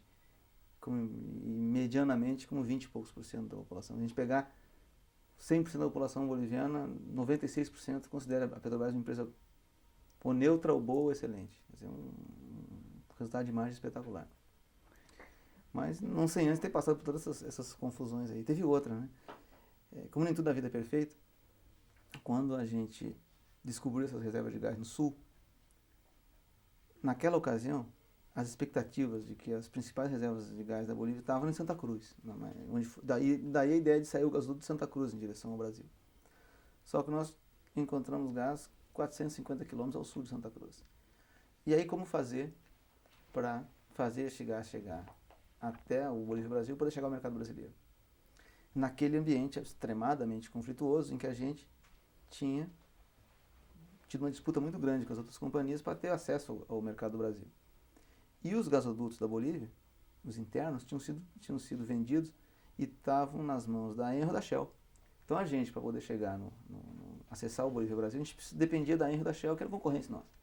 E eles usaram todos os mecanismos possíveis e imagináveis para frear o nosso acesso à entrada do gasoduto do Bolívia Brasil, na expectativa de que a gente tivesse os nossos contratos frustrados. E nós levamos quase 2 anos numa disputa enorme, tentando obter uma licença ou uma negociação favorável, aceitável com a Enel e com a Shell, para transportar o gás de São Alberto e San Antônio até o Bolívia Brasil no duto que eles tinham. Chegam quase a comprar a Enel na Bolívia. Na época chegou a se firmar um acordo de compra que não foi concluído. Ou construir o nosso próprio gasoduto, que permitisse o acesso do nosso gás ao mercado brasileiro. E no final foi o que nós conseguimos depois de 2 anos de negociações. E aí nós entramos na construção de outro gasoduto na Bolívia de 450 quilômetros. Investimento. Quer dizer, uma extensão do Bolívia Brasil praticamente, só que operado pela Petrobras e pelos sócios dela, ligando Santa Cruz aos campos de São Alberto e San Antônio, com um investimento de quase 400 milhões de dólares. Então, nesse período todo, nesses anos todos, a gente investiu, junto com o que a gente colocou no Bolívia Brasil, no lado boliviano, perto de $1 bilhão na Bolívia, da nossa recurso da Petrobras. Juntando isso com o recurso que os nossos sócios aportaram nos projetos que a gente participava, mais de $1,5 bilhão. Foi o principal investimento da Petrobras fora do Brasil até então. Depois veio as aquisições na Argentina, nós estamos falando do período anterior. E a gente foi adquirindo uma visibilidade muito grande na Bolívia. Né? Uma credibilidade. Também. A gente, por força dessas exposições, e como o gás se converteu, vocês veem pela questão política hoje, na grande esperança de desenvolvimento da Bolívia, e como a gente estava na frente desse processo, a gente começou a ter uma exposição muito grande. E como a Petrobras foi cumprindo as expectativas geradas, isso foi gerando uma imagem positiva. E a gente acabou terminando uma aceitação muito grande na Bolívia. Vou contar uma historinha que representa o nível de credibilidade que a Petrobras tem. Lá, creio que foi em 99, um dia eu estava dormindo um domingo, assim, de manhã cedo, 6 da manhã, tocou meu celular lá da cama, eu atendi. Era o ministro da Defesa, estava lá com o presidente da República, ia falar comigo. Eu atendi o telefone. Eles estavam me perguntando se era verdade uma informação que a Petrobras estava recomendando a evacuação da cidade de Camiri. Camiri é uma cidade petroleira na Bolívia, tipo um Catu, assim, na Bahia, com 30 mil habitantes. E o presidente estava preocupado que tinha uma recomendação de evacuação e ele queria fazer a evacuação de imediato. Aí eu falei, olha, não sei de nada disso não, me dá 10 minutos aí que eu vou investigar. Aí fui investigar e tinha acontecido o seguinte. De madrugada, e não tem uma operação nenhuma naquela cidade, nem perto. Um depósito de explosivos sísmicos da IPFB, que era estatal, tinha explodido de madrugada. Fez uma cratera de 30 metros de diâmetro, quebrou vidro pelo raio de 10 quilômetros, morreu um monte de gente. E o general-chefe da guarnição militar, tendo visto essa confusão da cidade, não entendia nada, tinha explodido uma instalação petroleira, ele foi no hotel da cidade para ver se tinha algum técnico de petróleo que pudesse dar uma ajuda na investigação no curto prazo. E tinha um colega nosso, que hoje está no centro, geofísico, especializado em segurança, que estava indo com uma operação nossa numa outra cidadezinha na Bolívia, de avião, o avião não pôde aterrissar no aeroporto, estava programado, estava mau tempo, e foi parar na cidade e estava no hotel. Chega lá o general, enquanto o jeito da Petrobras, esse mesmo, né? Vamos lá no lugar do acidente. Chega lá com o nosso colega olha assim, no meio dos destroços da explosão, um decalque da Schlumberger, uma companhia de serviço. Como é que é? Um decalque da Schlumberger, uma companhia de serviço que presta serviço para empresas de petróleo mundo afora. E essa companhia também trabalha com material radioativo. Aí o nosso colega olhou para o general e falou, olha, essa companhia trabalha com material radioativo. Se tinha material radioativo armazenado junto com os explosivos, espalhou pela cidade inteira. Nossa. Pode morrer todo mundo, temos que evacuar a cidade. E entrou em pânico. O general falou, pô, se o técnico está dizendo que tem que evacuar a cidade, vamos evacuar a cidade rapidinho. E liga para o presidente da República, que vai evacuar a cidade, me liga para mim perguntando se olha, é verdade? Aí eu no telefone, 6 da manhã, ligo e falo, vou fazer um negócio.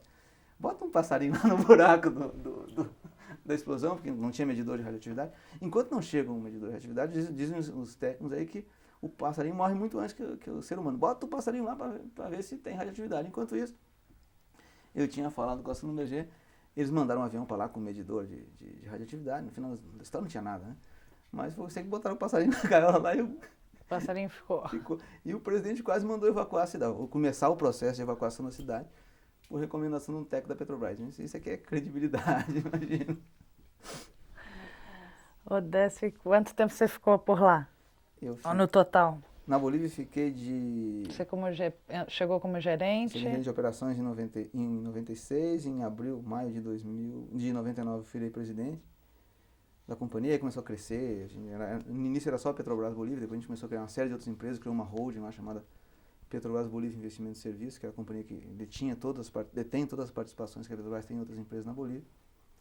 E aí fiquei até agora, agosto de 2004, quando eu vim para a sede de volta. Era quase cidadão boliviano, quase 8 anos lá.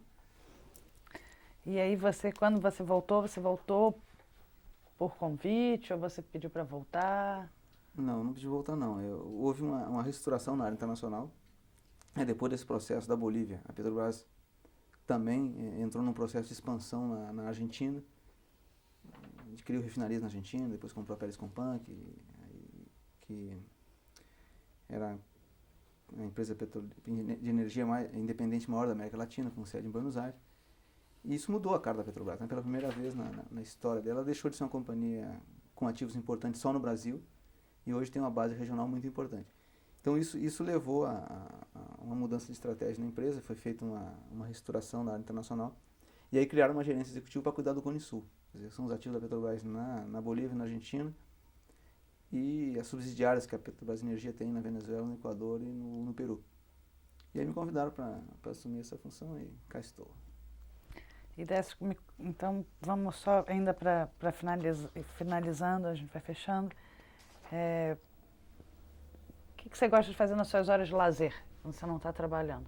Ainda futebol? Não. Eu sou um péssimo companheiro para esporte coletivo. Desisti já há muito tempo dos esportes coletivos. A última tentativa que eu fiz foi o golfe, mas desisti porque a minha mulher e as crianças ficam abandonadas no final de semana, demora muito tempo.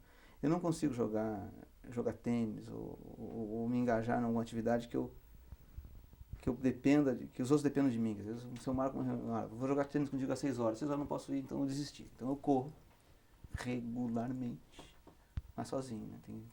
Corro na Petrobras, faço ginástica naquele centro de saúde que tem em cima, CPS. Tenho esteira para correr em casa quando está chovendo, fanático. 5, 6 vezes por semana. E leio muito. Leio muito. Gosto de ver filme, gosto de ver com as crianças, mas gosto muito de ler também. Você está casado então há quantos anos? Desde 1987. Quase 17 anos, é isso? Quase 18 anos agora, em 2005. Né? Você teve uma carreira muito rápida, né? Você é muito moço, enfim, está casado há muito tempo. Quais são os seus projetos também futuros, assim? Seguir trabalhando, não consigo me ver aposentado, não. Né? E ainda na vida nômade? Se tiver alguma oportunidade boa de trabalhar no exterior de novo, conte comigo. E me diga uma coisa, você tem 2 filhos? 2 filhos. Vitória está com 12 anos e Fabrício está com 9. Pela primeira vez eles estão experimentando a experiência de viver no Brasil. Minha filha saiu daqui quando tinha 1 ano, quando a gente foi para a Líbia. O meu garoto foi concebido na Líbia, mas nasceu no Brasil em 95 e voltou para lá com 10 dias. E pela primeira vez está morando agora no Brasil. E tem vantagem você viver fora. Os meus filhos são efetivamente trilingues. Falam espanhol, português, inglês. Às vezes quando eu estou falando inglês com alguém, espanhol com alguém, pai, você fala divertido, né? Eles não têm sotaque nenhum, né? E eles estão gostando de morar aqui agora? Então. E você vai passando também, como seu avô fez, também com você, um pouquinho dessa história toda da Petrobras? Eles perguntam, eles têm curiosidade? Você deve ter percebido que eu sou um grande falador, né? Então, eles devem estar cansados de ouvir minhas histórias já. Você conta para eles? Conto para ele, conto para os amigos, ele falando. Deve estar ouvindo. Né? Se estão guardando, não sei, mas estão ouvindo. Como você percebe essa relação deles em relação a você, como você tinha com o seu avô? O meu filho, por exemplo, fala, quando eu crescer eu vou trabalhar na Petrobras. Não, ele fala assim, vou ser jogador de futebol. E depois que eu não puder mais jogar futebol, vou trabalhar na Petrobras. Odécio, me conta só para a gente encerrar uma história que tenha te marcado assim, nesses anos todos por aí.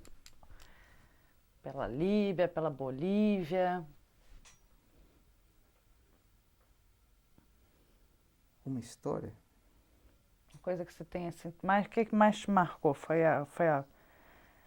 Você pegou, né, a parte do Procap, você pegou também momentos importantes da empresa, você pegou a parte do Procap, do próprio projeto mesmo em si, das águas profundas, lá na Bacia de Campos, você pegou toda essa descoberta lá na Bolívia. O que é um momento para você que você... Se eu pudesse assim, identificar momentos, eu vou identificar dois, né, que são divisores de água. Né? E os dois foram na Bolívia. Né?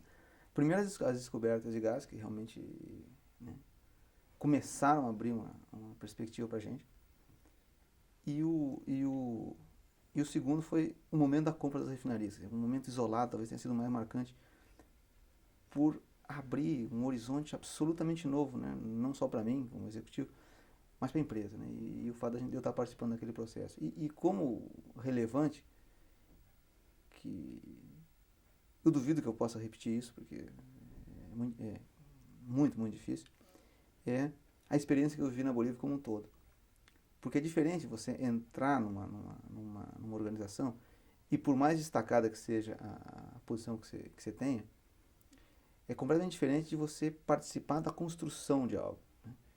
E o que a gente fez lá foi, nesses anos todos, foi a construção de algo. A construção do praticamente nada, a maior empresa disparado, né? Disparado mesmo do país. Quando você foi para lá, você tinha ideia também que seria assim? Ou não? Não tinha, mas a gente tinha esperança de que a gente ia poder ser relevante. Mas as circunstâncias foram se dando. Tudo na vida é uma questão de oportunidade. Né? Já dizia aquele filósofo lá, Ortega y Gasset, eu sou eu e minha circunstância. Né? Então, a nossa circunstância lá foi acontecendo e a gente foi aproveitando. E a gente já teve a oportunidade de ter blocos de exploração, sei lá, em dezenas de países e o raio caiu na Bolívia. Né? Então, lá na Bolívia, a gente, a partir daquela base exploratória, a gente conseguiu transformar a Petrobras no principal operador, produtor de gás no país.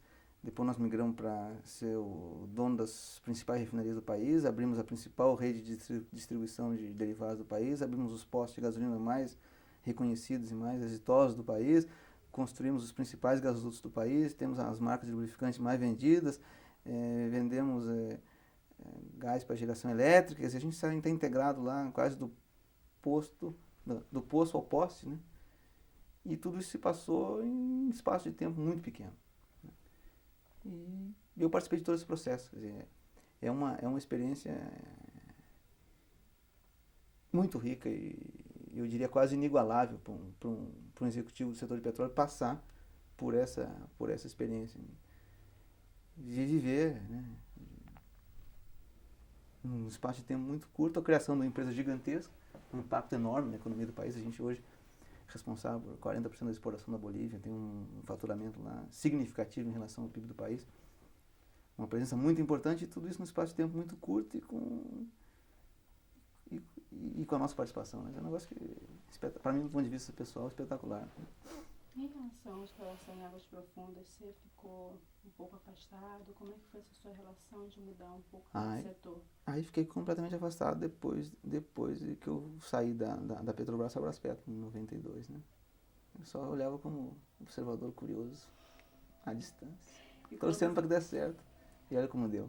E como observador curioso, como que você vê essa exploração no âmbito internacional? Como é que você está acompanhando isso? Olha, eu vejo a Petrobras vivendo um momento absolutamente rico e que as mudanças elas ainda elas estão se consolidando na cabeça das pessoas, né? A gente tem dificuldade, todo ser humano tem dificuldade de lidar com a mudança, né? E às vezes a gente não tem mentalmente a agilidade de reagir à mudança, né? À medida que as coisas vão acontecendo. E boa parte do mérito que a gente teve na Bolívia foi, eu acho, a capacidade que a companhia teve de se adaptando rapidamente às oportunidades que iam surgindo e abraçando essas oportunidades. Você fica pensando muito, às vezes passa o cavalo encilhado e você não monta, né? A aquisição da Pérez Company na Argentina foi o outro caso semelhante. Passou por um lugar e não agarrou. Se não tivesse agarrado, não teria passado nada e o mundo seria diferente para nós, a gente não teria nem se dado conta, né? Então, a questão da água profunda foi absolutamente crucial para a Petrobras, né? O evento mais importante na história da Petrobras, e eu diria que é um dos mais importantes da história recente do Brasil.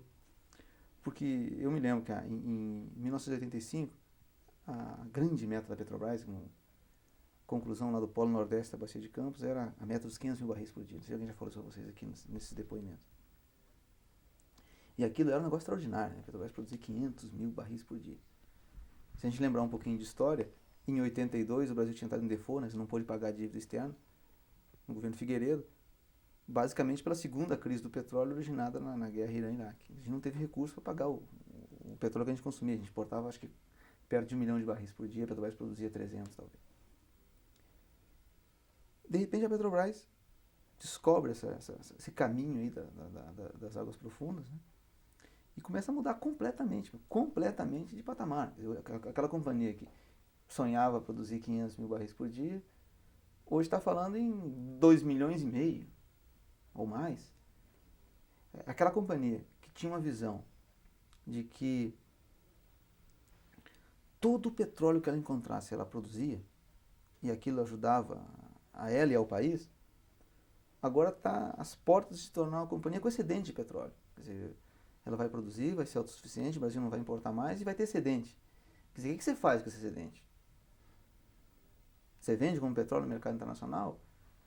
Ou agrega valor através de distribuição, acesso a mercado? São discussões que estão começando a surgir. Então, a ida da Petrobras para a Água Profunda foi absolutamente crucial para ela. Mudou completamente a face da companhia. E aqueles passos que foram dados lá no início dos anos 80 estão se refletindo agora. E eu diria que mesmo a nível nacional, a gente não tem a percepção do impacto disso, né? O petróleo agora estava, poucos dias atrás, estava $50 o barril. Vamos imaginar que a Petrobras não tivesse descoberto lá nos anos 80 o caminho em direção às águas profundas. E estivesse produzindo seus, sei lá, 500 mil barris por dia. Com o Brasil consumindo 1,5 milhão. Como estaria a economia do Brasil se o Brasil tivesse que importar hoje 1,5 milhão de barris por dia com petróleo a $50? Onde estaria o nosso superávit comercial de $30 bilhões por ano? É o impacto disso na economia brasileira. Então, não tenho dúvida nenhuma que do ponto de vista da história da empresa, né, o grande marco foi esse caminho em direção às águas profundas. E a Petrobras Internacional, você acha também que é um caminho? Ela também que ela está percorrendo? Sem dúvida que é um caminho inexorável. Porque o mercado do Brasil está se expandindo, a Petrobras começou a adquirir um peso, uma capacidade tecnológica que dá vantagem competitiva para ela trabalhar em outros lugares. Essa expertise que a gente desenvolveu em águas profundas é um capital tecnológico que pode ser usado com vantagem em outras áreas. Já estamos usando na Nigéria, por exemplo, nos Estados Unidos, no Golfo do México americano. Nesse mundo cada vez mais e mais globalizado, né, a gente tem que estar preparado para isso. Nós estamos nos preparando para isso. Hoje a Petrobras é uma companhia completamente diferente da companhia que ela era 10 anos atrás. Quer dizer, hoje a Petrobras é a segunda empresa de petróleo mais importante da Argentina, é a primeira empresa mais importante da Bolívia. Quer dizer, completamente diferente do cenário que a gente tinha alguns anos atrás. E estamos criando uma base para aproveitar as vantagens competitivas que a gente tem no mercado regional da América do Sul, né? Seguramente isso vai trazer muitos benefícios ainda. Então tá. Eu fui muito feliz, né? Quando eu tive a oportunidade lá no início de participar em Águas Profundas, tive a oportunidade agora de estar participando dessa parte da internacionalização, os passos lá na Bolívia que foram importantes. Agora essa integração das atividades da Petrobras regionais também, por suas responsabilidades. Eu acho que como é que é? O raio vem caindo na minha cabeça, assim, né, consistentemente. Você está também ligado à parte toda do Cone Sul, né? Hoje eu tenho responsabilidade pelos resultados da Petrobras no Cone Sul, né? Bolívia, Argentina, Venezuela, Equador e Peru. Vamos ver se daqui a uns 10 anos a gente não tem mais algumas histórias para contar para vocês. Vamos lá, pegar seu filho também. Odécio, eu queria perguntar o que você achou dessa iniciativa da Petrobras que está fazendo o Projeto Memória e se você gostou de ter participado. Eu acho um negócio espetacular. Eu sempre fui um fanático pela história, assim, né? Gosto disso. Quando a minha vinculação com o Projeto Memória aconteceu ano passado, no ano dos 50 anos, a minha mãe tinha guardado uns documentos que minha avó vinha guardando, morreu também e tal. Tinham ficado na casa do meu avô em Porto Alegre. E eu nunca tinha visto esses documentos. Eu saí de lá em 85, essa vida corrida que eu mencionei para vocês. Aí o ano passado eu fui a Porto Alegre na Semana Santa e a minha mãe me deu um caixa de documentos, os documentos que meu avô tinha guardado. Aí eu comecei a mexer naqueles documentos ali e me deparei com maravilhas, né? Foto da primeira equipe sísmica armada no Brasil, documentos relacionados com as descobertas dos primeiros campos de petróleo no Brasil, o trabalho na Amazônia. Creio que o único conjunto ainda existente dos documentos que depois foram culminar naquele famoso relatório Link no final da década de 60, de 50, e gerou uma polêmica enorme, não tinha petróleo no Brasil. Meu avô era diretor naquela época, chefe do Walter Link, escreveu o relatório, depois ele escreveu, junto com o Pedro de Moura, um relatório contrário. Então tudo isso estava lá comigo. Eu me lembro que eu peguei esse documento, levei à Bolívia e em um dia eu escrevi um texto lá, juntando esses documentos. Aí peguei esse material todo e trouxe aqui para Simone, naquela época estava cuidando do Projeto Memória. E aí o negócio começou a andar, eu quis doar esses documentos à Petrobras, aí o Estrela, que é o diretor de falou, não faça isso, se você doar vai perder, fica contigo, está melhor guardado, dá cópia em meio magnético. E agora parece que estão publicando esses documentos pela Universidade Corporativa da Petrobras. Eu tenho na Bolívia um conjunto de documentos, deve ser 60, 70 volumes dessa grossura, assim, com a história da Petrobras lá. Eu tenho a intenção um dia, quando tiver um tempinho, espero que seja a gente aposentar, que eu possa escrever também isso que você está preparando. Estou preparando para um dia ter bibliografia suficiente para escrever uma história dessa experiência nossa lá. Então, acho extremamente importante, acho que a gente tem que aprender as lições da história para não esquecer o que a gente fez. Tá, Décio, eu queria agradecer a sua participação, foi muito boa a sua entrevista. Muito obrigado, eu agradeço a vocês pela oportunidade. Contem comigo. Fica com pena de terminar.